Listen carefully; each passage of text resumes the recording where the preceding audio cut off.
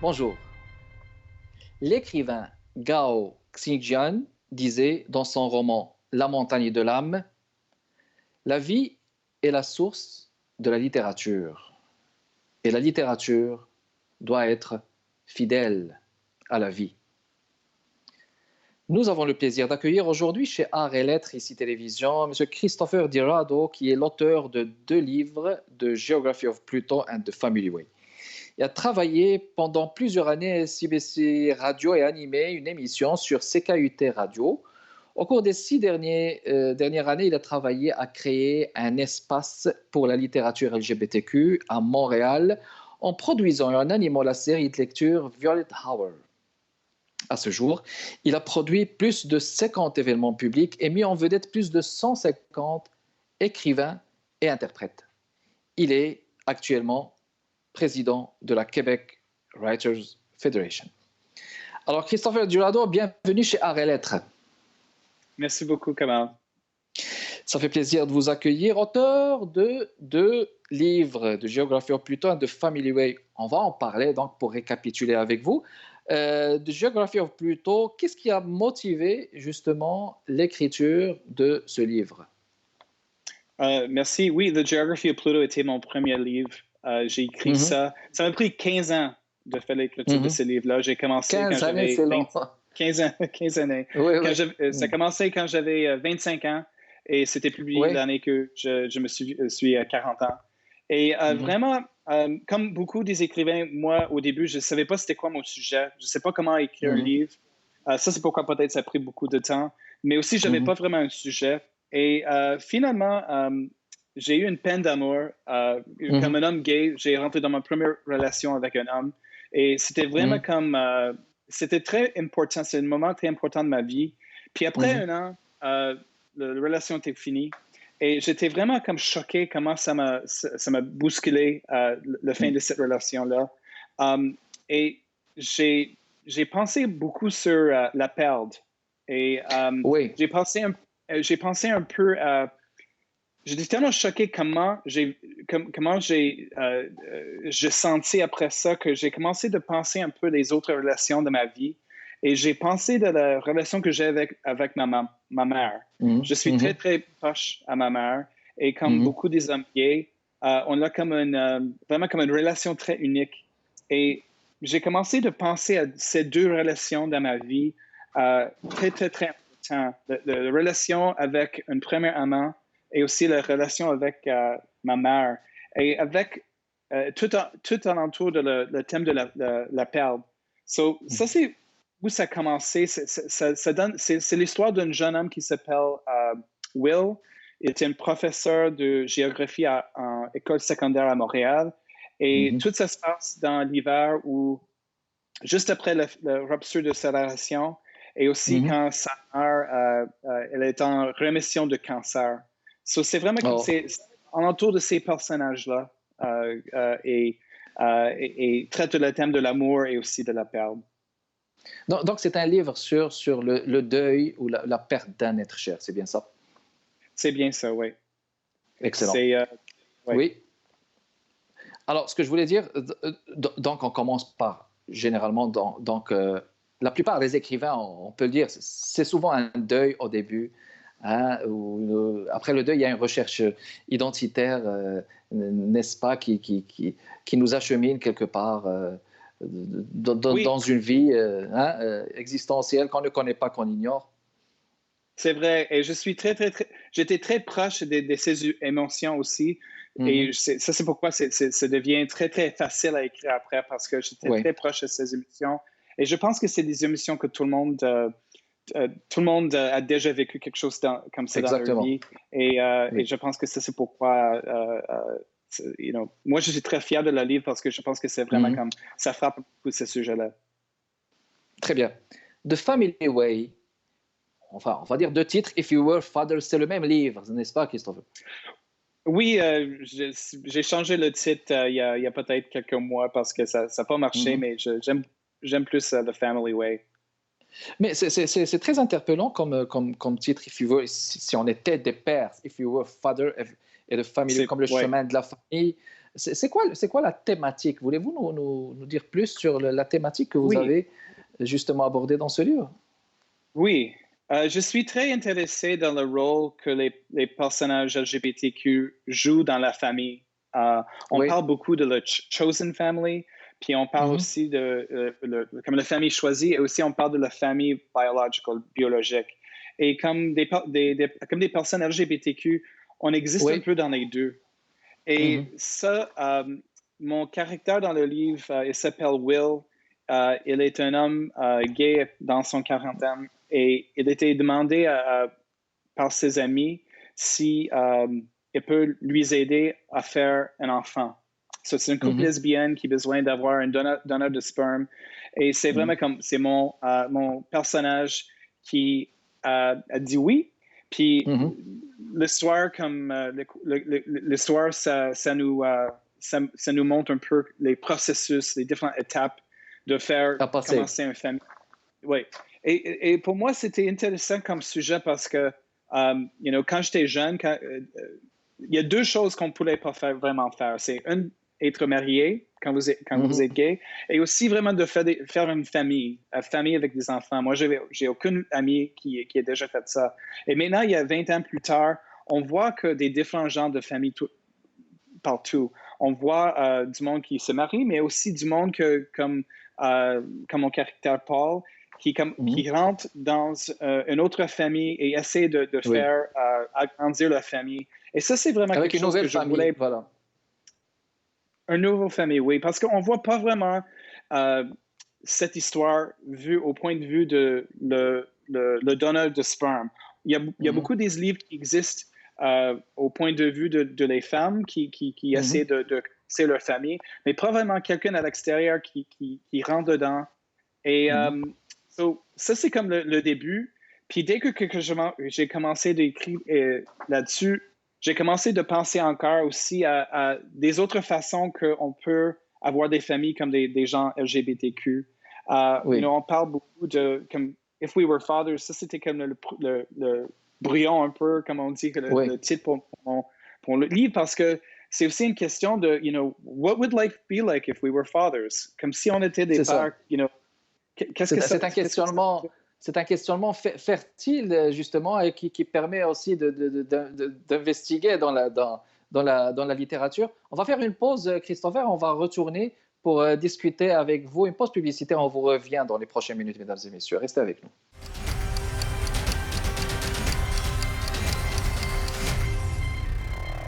On est de retour avec vous, mesdames et messieurs, toujours dans le cadre de Art et Lettres. Christopher Dirado, c'est le nom de l'auteur, de l'invité de cette semaine chez Art et Lettres. On va continuer à parler, justement, avec vous. On a parlé de Family Way, puis du premier livre, Geography of Pluto.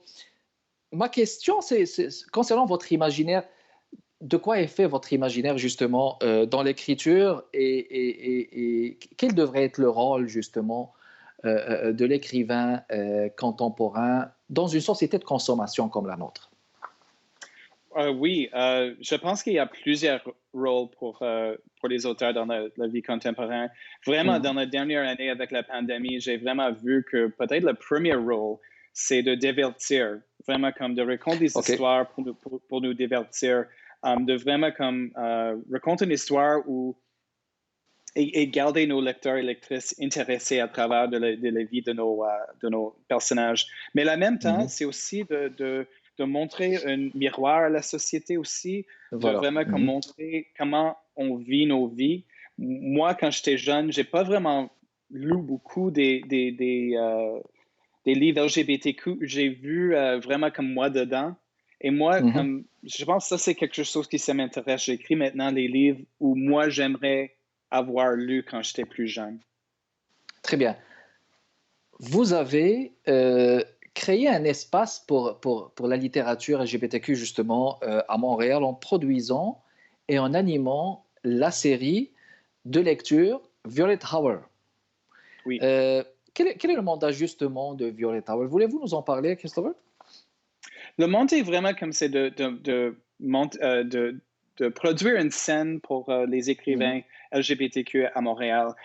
Moi, j'ai des bons souvenirs de la librairie L'Androgyne à Montréal. C'est une librairie LGBTQ qui a vécu depuis les années 70, mais ils fermaient leurs portes en l'année 2000.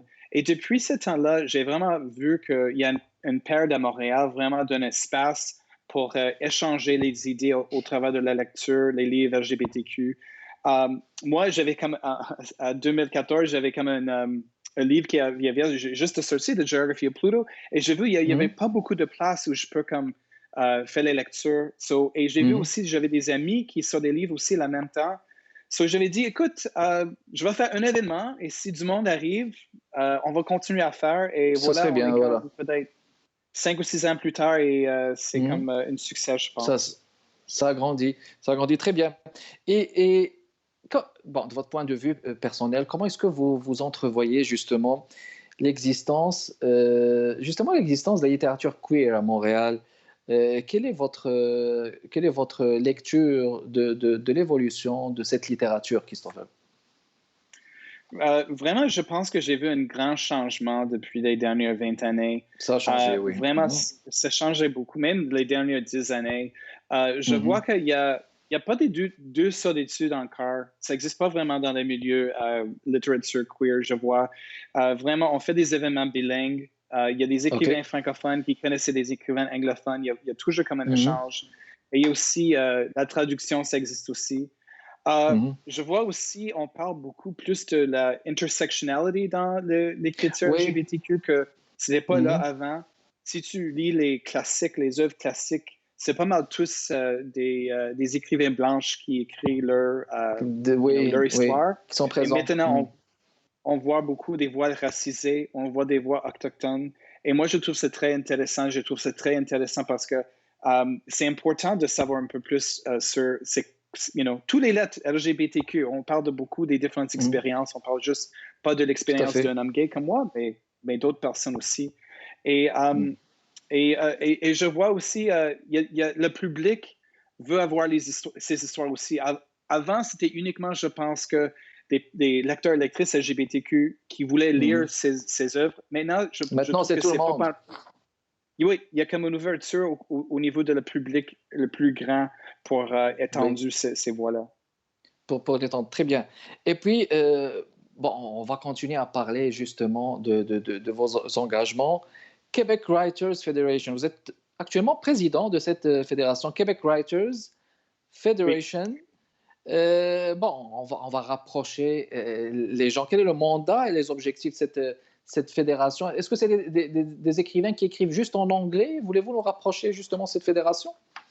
Oui, the Quebec Writers Federation, ça fait plus de 20 ans que ça existe. C'était fondé vraiment d'avoir une place pour le soutien des auteurs anglophones au Québec, parce que nous sommes une minorité dans une minorité, genre comme aussi d'être au Québec, il y a pas un grand nombre des écrivains comme normal. Et quand on parle de le CanLit ou Canadian Literature, normalement on parle des écrivains qui viennent de Toronto ou peut-être de Vancouver, mais vraiment comme nous, on veut l'avoir comme un espace pour faire soutenir, connecter et inspirer nos membres.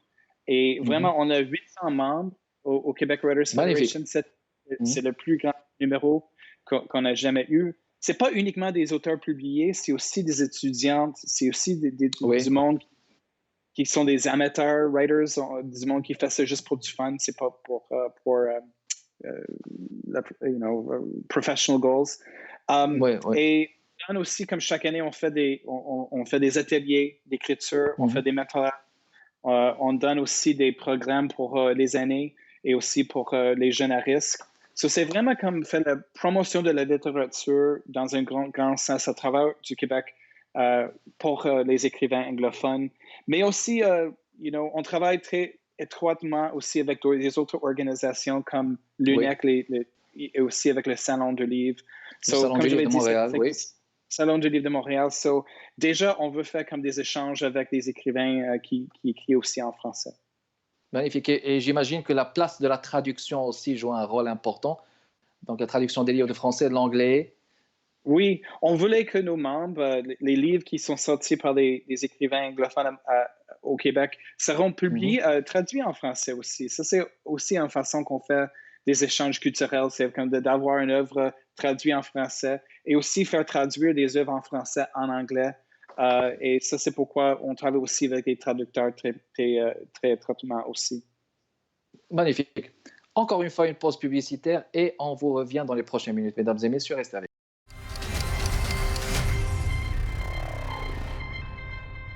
De retour avec vous, chères téléspectatrices et téléspectateurs du Canada, Art et Lettres chez ICI Télévision. Notre invité d'aujourd'hui, Christopher Durado. On était en train de parler justement de Quebec Writers Federation. On va rester dans la même lignée, Christopher, si vous voulez bien. Comment est-ce que vous voyez la présence de ces auteurs qui sont donc abonnés à la fédération de Quebec Writers Federation? Comment est-ce que vous voyez leur présence? Bon, je veux dire par rapport à d'autres institutions. Vous avez dit qu'il y a 800 abonnés, c'est très intéressant. Mais comment est-ce que vous voyez leur emplacement? Comment est-ce que vous voyez leur présence à Montréal? Oui, les 800 membres ne sont pas tous des auteurs publiés, genre. Aussi, on a du monde qui aimerait juste faire l'écriture. Pour moi, c'est comme, pour nous, c'est vraiment comme, c'est important pour nous pour inspirer du monde qui veut faire de l'écriture. So, si c'est comme quelqu'un de ma famille, comme ma mère, si jamais elle voulait prendre un atelier sur la poésie, elle ne besoin pas d'être comme publiée pour avoir accès à ce genre de ça. So, pour nous, c'est vraiment comme, c'est pour le public, genre. C'est pour le public, on fait pas beaucoup de politique, genre. C'est pas vraiment comme une organisation qu'on fait beaucoup de pressure sur les gouvernements ou quelque chose comme ça. C'est plutôt c'est apolitique. De temps en temps, on prend, comme avec Black Lives Matter, par exemple. Nous, on a fait un message pendant l'été passé, et puis pour nous, c'est vraiment important de travailler sur getting rid of systemic racism. So pour nous, dans ces cas-là, c'est politique, mais on ne fait pas comme vraiment de pressure sur les gouvernements pour faire des choses comme ça. Nous vraiment comme fait nos activités pour nos membres. Mais j'imagine, je suis d'accord avec vous, parce que c'est une question qui interpelle, mais j'imagine la littérature aussi, ça interpelle parce qu'il faut s'engager, il faut être contre le racisme, il faut être contre des valeurs. Donc j'imagine qu'un homme de lettres et chaque écrivain doit investir là-dessus. Moi, je suis très complètement en accord avec toi. Nous, on a fait l'année passée, vraiment, quand on a vu à tous nos programmes, on avait toute notre structure pour demander qu'est-ce qu'on peut faire pour combattre du racisme dans notre organisation. Et vraiment, on a commencé beaucoup avec des sponsorships, scholarships, et aussi de travailler pour d'assurer que aussi des membres de nos organisations reflètent la société du Québec. Excellent. Là, on est en train de parler de Quebec Writers Federation. On parlait justement, vous disiez tout à l'heure, minorité dans la minorité. Mais là, on parle aussi, tous comme Québécois, Canadiens, issus de toutes les origines. Ça nous mène carrément à cette thématique. Ce n'est pas carrément une problématique, mais il y en a qui la considèrent comme une thématique. Celle des auteurs aussi issus des communautés culturelles. Donc, vous, comme auteur actif engagé, vous êtes donc à la tête de structures qui sont dynamiques. Comment est-ce que vous entrevoyez la présence aussi de ces auteurs qui écrivent en français ou en anglais ou d'autres langues? Comment est-ce que vous voyez leur présence ici, au Québec, au Canada, par rapport à la publication de leurs livres? Pensez-vous qu'il y a des obstacles? Comment est-ce que vous lisez la situation, Christopher? Oui, je pense que, comme je l'ai dit avec la scène montréalaise, on voit beaucoup d'intersectionnalité dans la littérature. Oui. Il y a des auteurs comme Nicholas Dawson, il y a aussi Kamala Mackerel. Il y a des auteurs qui parlent de leur expérience et publient des livres qui sont très importants. Moi, je pense qu'on a besoin d'attendre plus ce sujet-là. Et pour moi aussi, comme avec mes événements, je veux vraiment comme utiliser ma scène, mon plateforme aussi pour faire la diffusion de ces voix aussi autant que je pouvais. Je sais qu'on peut faire plus, c'est sûr, mais je pense que c'est le job de tout le monde d'essayer de trouver les voix. Si on n'entend pas les voix, il faut qu'on se demande pourquoi est-ce qu'on n'entend pas ces voix-là et vraiment comme d'aller faire la recherche pour aider de faire des diffusions des différentes voix. Excellent. Là, je retiens, ça c'est très important ce que vous dites. Il faut que chacun fournisse son effort. Là. Il ne faut pas Oui, attendre que les choses s'en viennent. Donc, l'effort de chacun compte oui. énormément. It's vital. C'est quelque chose qu'on Oui. a besoin de faire avec chaque décision que chaque organisme a fait, vraiment de voir avec la diversité pour voir, who are we reaching, who are we not reaching. On a besoin vraiment comme Oui. de demander ces questions-là. Excellent. Vos projets d'avenir, je vois ici que vous préparez quelque chose le 6 février 2021, Christopher. Je vais vous laisser nous parler de ça et de We Have Always Been Here. Bon, vos projets d'avenir en général, on vous écoute. Oui, j'ai commencé aussi dans les dernières années The Violet Hour Book Club. C'est comme un club de lecture qui a commencé avec le Centre culturel à Montréal qui s'appelle Never Apart. Et c'est quelque chose public. C'est comme un club de lecture public où tout le monde peut assister. Ouvert à tout le monde. Oui, c'est ouvert à tout le monde. Chaque mois, on présente un différent livre, 12 livres par l'année. Et tout le monde rassemble ensemble pour discuter les thèmes du livre. Tu as besoin d'être pas un écrivain d'assister. Tu n'as besoin pas d'être comme un intellectuel pour assister. Juste si vous êtes quelqu'un qui aimerait la lecture et aime de parler de les livres avec vos amis, vous êtes invité de nous rejoindre. On fait la lecture des livres classiques et aussi des livres contemporains. We Have Always Been Here, c'est notre prochaine sélection. C'est un livre contemporain qui se parle d'une jeune fille musulmane qui est pakistanaise canadienne. C'est comme c'est gagné le prix Canada Reads l'année passée. Mais juste pour faire un peu de l'autre sens, comme le mois passé, on a lu E.M. Forster's Morris. C'est comme un livre de 1913 qui était publié en 1913. Qui date depuis plusieurs décennies. Oui. C'est vraiment comme on essaie de aussi attendre beaucoup des voix, pas seulement les auteurs blanches, aussi comme attendu des voix des auteurs à travers du monde, à travers des différentes langues, des œuvres en traduction aussi. Et j'invite à tout le monde, si vous êtes intéressé de découvrir la littérature LGBTQ, de suivre le Violet Hour Book Club en ligne et peut-être nous rejoindre. Magnifique. Alors, on va rappeler aussi, vous avez un site personnel, christopherdirado.com, c'est bien ça? C'est bien ça. Donc, pour les gens qui voudraient aussi justement rentrer voir vos livres, donc on va trouver beaucoup d'informations. Éventuellement, j'ai eu le plaisir de les découvrir. Sur mes événements, mes activités, c'est sur mon site web, oui. Excellent. C'était un plaisir de vous avoir reçu, Christopher. C'était tout le temps qu'on avait. Mais ça fait plaisir. Merci d'avoir répondu à notre invitation. Merci à vous, mesdames et messieurs, pour votre continuelle fidélité. Kamal Benkiran avec vous. Portez-vous bien. Prochain rendez-vous jeudi à 15h30 chez Art et Lettres. À la prochaine.